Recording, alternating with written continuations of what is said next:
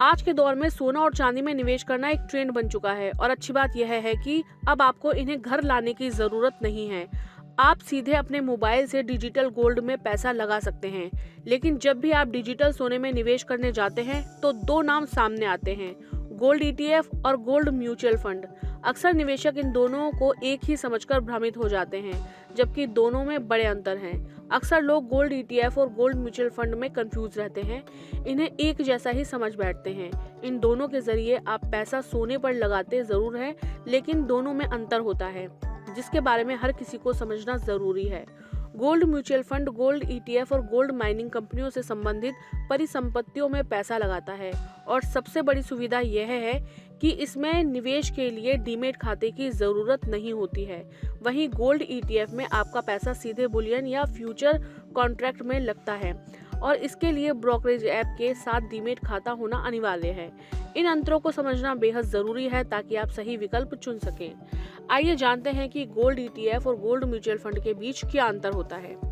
Gold mutual fund के तहत company gold ETF और संबंधित एसेट जैसे गोल्ड प्रोडक्ट और माइनिंग कंपनियों में पैसा लगाती है।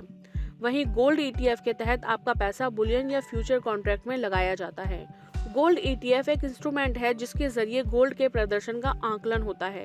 गोल्ड म्यूचुअल फंड में निवेश करने के लिए आपको डीमेट खाते की जरूरत नहीं होती है, परंतु गोल्ड ईटीएफ में निवेश करने के लिए आपको डीमेट खाते की जरूरत होती है, क्योंकि इसमें आप ब्रोकरेज ऐप के जरिए निवेश कर सकते हैं। गोल्ड म्यूचुअल फंड में आपको अन्य म्यूचुअल फंड की तरह चार्जेस और एंट्री लोड और एग्जिट लोड देना होता है, लेकिन गोल्ड ईटीएफ में आपको ब्रोकरेज चार्जेस देने पड़ेंगे।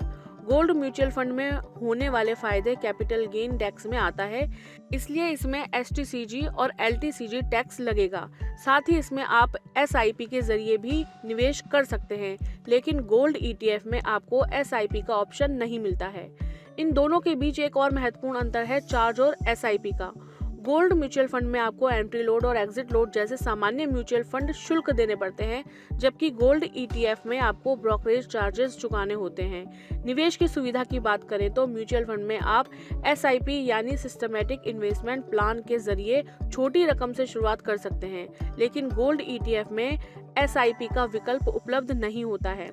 टैक्स के दृष्टिकोण से दोनों से होने वाले फायदा कैपिटल गेन टैक्स के दायरे में आता है, जिस पर एसटीसीजी और एलटीसीजी दोनों तरह के टैक्स लागू होते हैं। इसलिए अपनी निवेश क्षमता, डीमेट खाते की उपलब्धता और एसआईपी की जरूरत को ध्यान में रखकर ही सही गोल्ड प्रोडक्ट का चुनाव करें।